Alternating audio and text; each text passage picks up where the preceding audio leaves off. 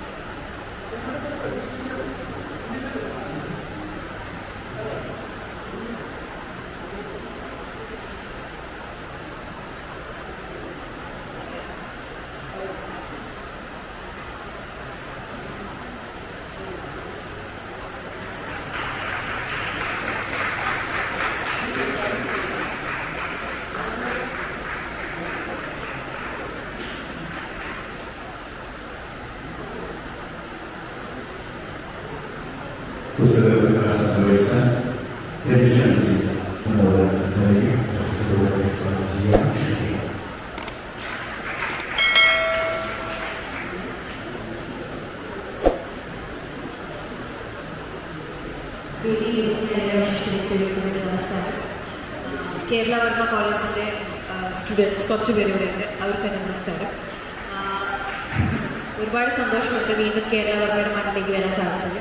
ഇവിടെ പഠിക്കാൻ പറ്റിയിട്ടില്ലെങ്കിൽ ഇവിടെ പഠിക്കുന്ന പോലെ അഭിനയിക്കാൻ ഒരു സിനിമയിലേക്ക് പറ്റിയിട്ടുണ്ട്.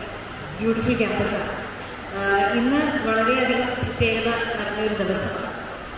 നമ്മൾ എന്ത് വിചിത്രമായൊരു കാര്യമാണ്.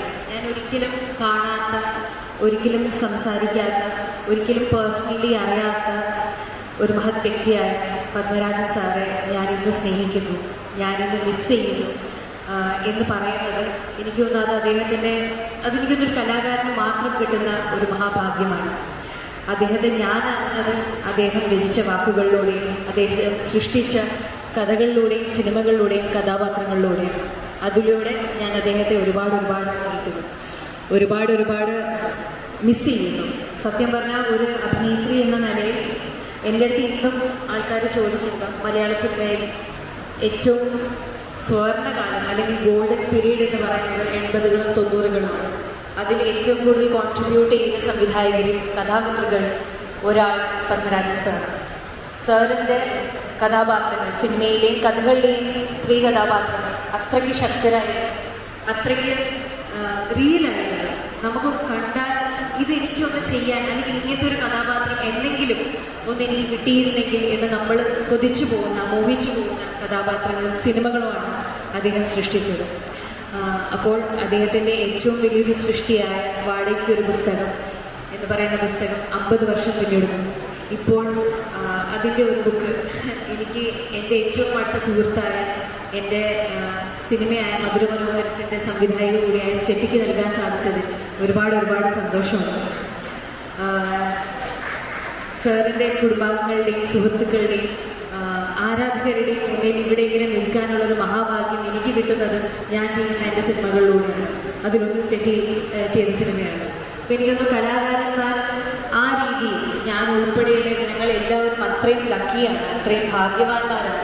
ഇങ്ങനെയുള്ള വേദികളിലും ഇങ്ങനെയുള്ള വിശിഷ്ട മുഹൂർത്തങ്ങളിലും ഒരു സാന്നിധ്യം നൽകാൻ പറ്റുക. അല്ലെങ്കിൽ ഞാൻ പത്മരാജൻ സാറിൻ്റെ ചെറുകഥകളിൽ വായിച്ചറിഞ്ഞ അദ്ദേഹത്തിൻ്റെ സഹധർമ്മിണിയെ നേരിട്ട് കാണാൻ സാധിക്കുക, അദ്ദേഹത്തിൻ്റെ പ്രതിച്ഛായകൾ, അദ്ദേഹത്തിൻ്റെ മകനെ നേരിട്ട് കാണാൻ സാധിക്കുക എന്നൊക്കെ പറയുന്നത് എനിക്ക് ഭയങ്കര ഭാഗ്യമുള്ളൊരു കാര്യമാണ്. അപ്പോൾ എന്നെ ഇവിടെ വിളിച്ചതിന് ഒരുപാട് നന്ദി. ഇനിയും ഇന്നലകളിലൂടെയും ദേശാടനക്കിളി കരാറിലൂടെയും തൂവാനത്തുമ്പികളിലൂടെയും ഞാൻ അദ്ദേഹത്തെ പ്രണയിച്ചുകൊണ്ടിരിക്കും. അപ്പോൾ ഇനി നമുക്ക് അദ്ദേഹത്തെ സ്നേഹിച്ചുകൊണ്ടിരിക്കാം. Thank you so much.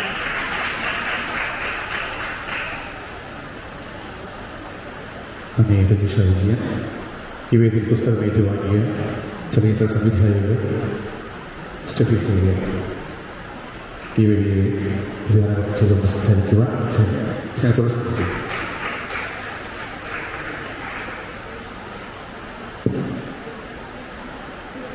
ബഹുമാനരെ, പ്രിയമുള്ളവരെ, നമസ്കാരം.